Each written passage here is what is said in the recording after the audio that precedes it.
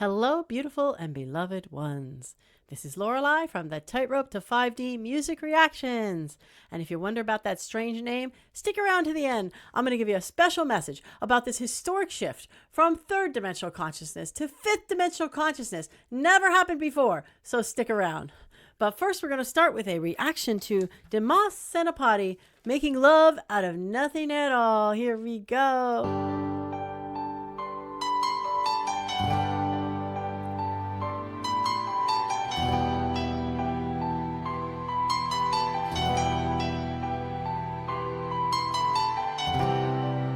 So first of all, I'm going to say that is one of the most beautiful openings to any song, isn't it? I'm going to go back and hear that again. Just that piano. Oh, so gorgeous.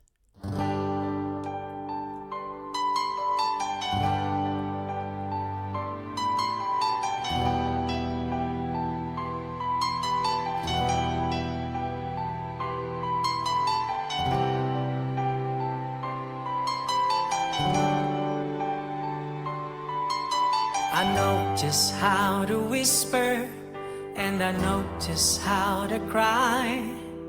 I know just where to find the answers, and I know just how to lie. I know just how to fake it, and I know just how to scheme. I know just when to face the truth, and then I know just when to dream. And I know just where I touch you, and I know just what to prove. I know when to pull you closer, and I know when to let you loose. And I know the night is fading, and I know the time's gonna fly. And I'm never gonna tell you everything I gotta tell you, but I know I gotta give it a try. And I know the road to riches, and I know the ways to fail.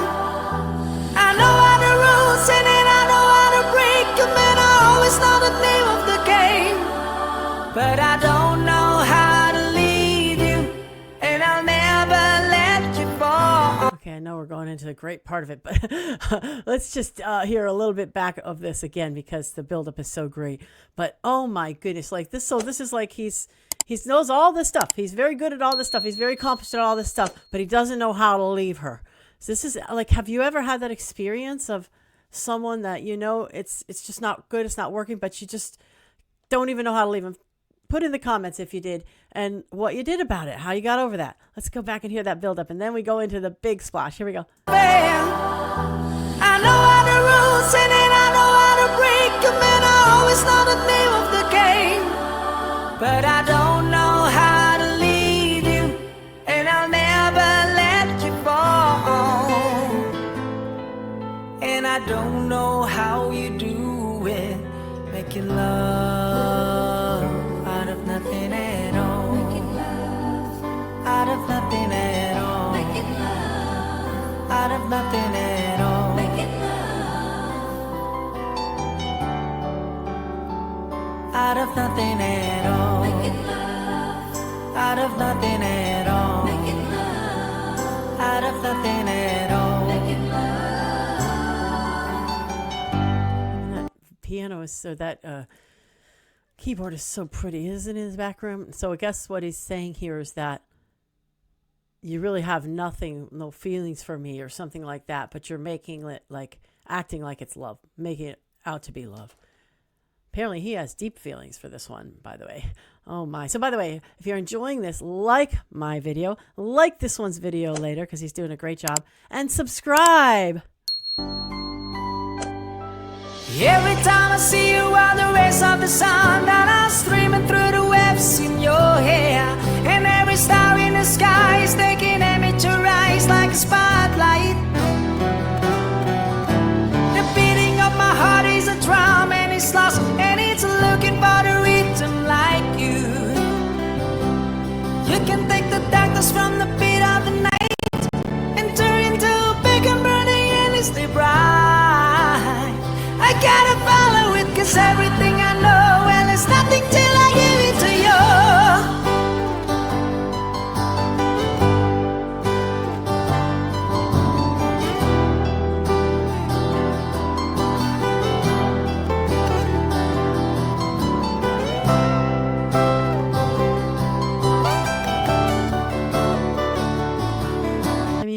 whoever wrote this, it's so beautiful. Isn't it just so beautiful? The music, oh my goodness. I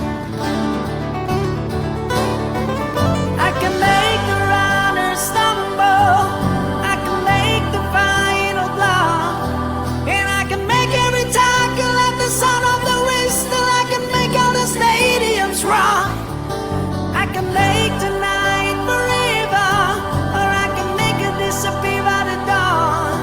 And I can make you every promise that has ever been made, and I can make all your demons be gone. But I'm never gonna make it without you. Do you really wanna see me grow?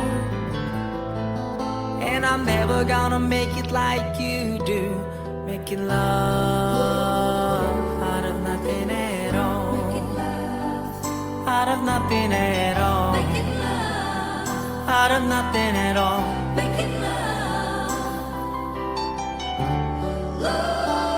Out of nothing at all. Out of nothing at all. Out of nothing at all.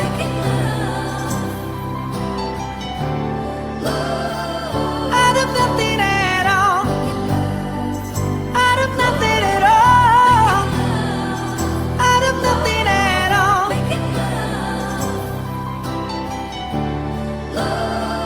Out of nothing at all.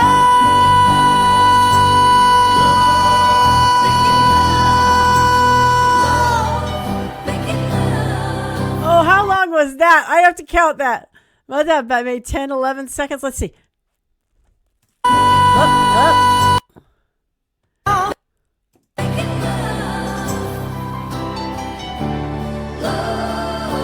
of nothing at all.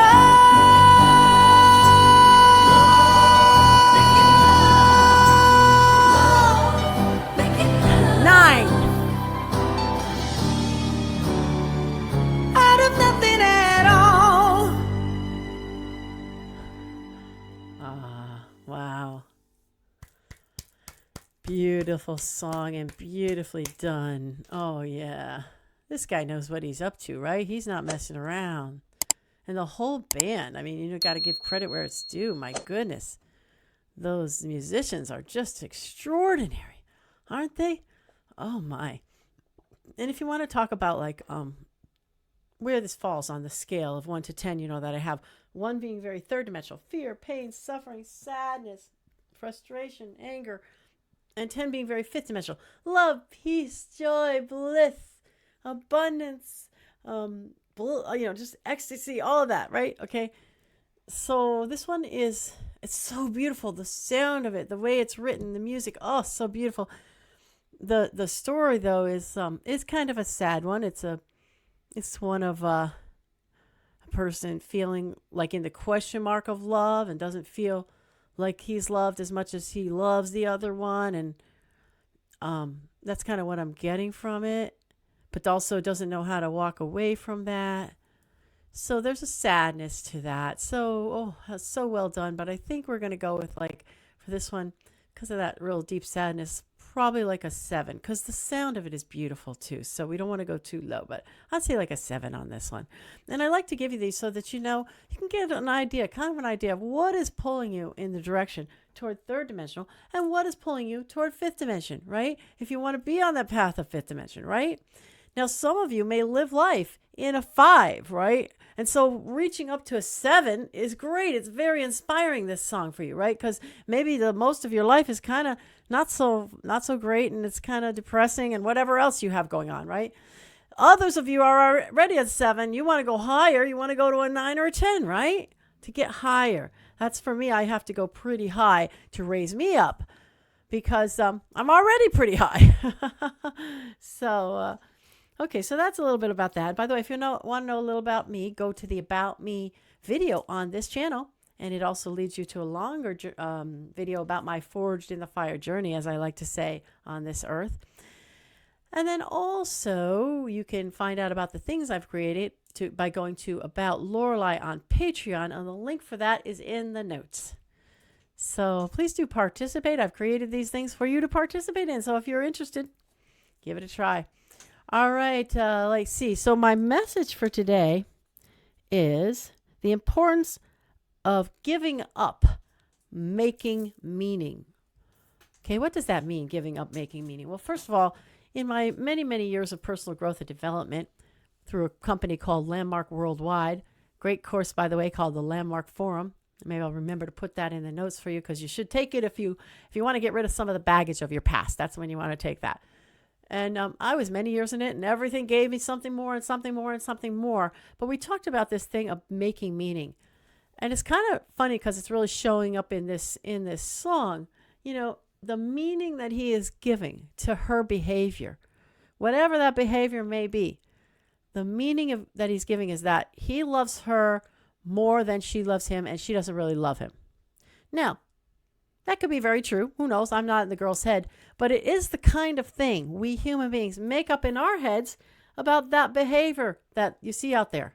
I mean, possibly it could be a whole many other things. She could be just a more reserved person than he is. She could not be good at showing her feelings.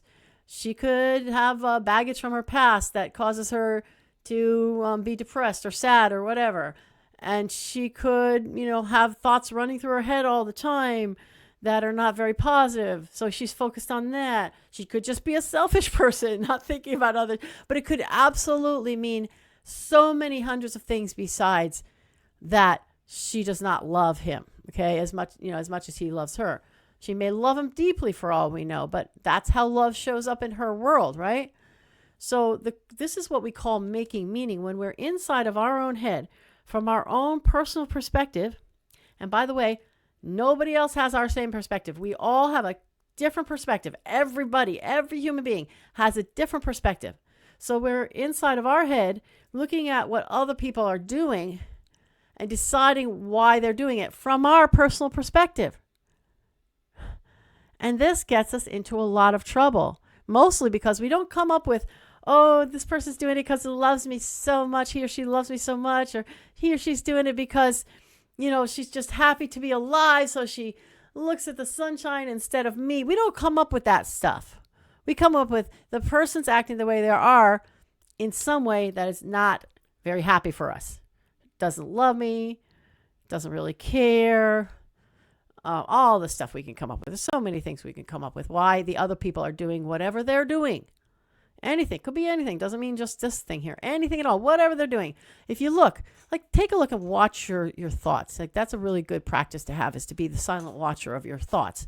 And notice how when you're looking at other people and you have judgment going on about what they're doing, why they're doing, which in itself is a problem, by the way, for fifth dimensional moving in that direction. But anyway, if you have something going on, like you see what they're doing and you're deciding why. You're deciding why they do it. Just notice that. First of all, you're deciding why another person does what they do. Could be your friends, your spouse, your significant other, your parents, your siblings, anybody, right? You are, from your perspective, deciding why they do whatever it is that they're doing. Now, 9 times out of 10, if we were to ask them, instead of just deciding that what we've decided in our own head is true, if we just ask them, hey, why do you do this thing? They'll come up with a totally different reason. And we will be so egomaniacal and so brassy and bold to say, oh, that's not true. You do it for this reason. I mean, how egomaniacal is that? We decide that another person does something for the reason we decide. And if they say, no, that's not it, we can argue with them. Have you seen that? By the way, comment if you know what I'm talking about. If you see what I'm talking about. Or sometimes we'll just say, oh, yeah, sure. And we'll just still decide in our own head that we know why the other person's doing it, right? And why is this a problem for fifth dimensional? For moving in the direction of fifth dimensional? Well, first of all, judgment of any kind about another person is completely not helpful. There is no judgment in the fifth dimension. There's no judgment of what someone's doing, or there's no judgment of why someone's doing whatever they're doing or saying whatever. It just doesn't exist in the fifth dimension. So that's number one. And, and the other thing is that when we make up meaning, like I said, we almost never make up a positive meaning. Almost never is there a positive meaning made up. So we make up the meanings that make us feel miserable. Like this guy made up the meaning for whatever behavior she had that she doesn't love him very much. And now he's miserable. right? Now he sits in the misery. Oh, she doesn't love me. She doesn't really love me. She doesn't love me as much as I love her. And, blah, blah, blah. And he's sitting in that misery. And this is true each and every time we make up whatever we make up about another person. And then we sit in the misery of what we made up, which is usually not very nice. I mean, we all do it. It's a human thing. We do it. But it's very, very important to start to notice when you're doing this, kind of keep an eye on when you're doing it, and then try to create a blank slate when you realize you're doing it. Okay, that may not be true. Shh. I don't know what's going on with that other person. If it's in a relationship, ask them, what's going on with you? And then there's maybe some way that you can work through it. If it's sisters or parents or whatever, what's going on with you? What's happening? What is the reason for that you're doing this? Asking a person instead of just deciding inside of our own head. And that way, perhaps we could be of service. Or if we don't want to stick our nose in someone else's business, we could just kind of let it go. Okay, that they did that thing, right? And at the moment, maybe I felt hurt or whatever, but let it go.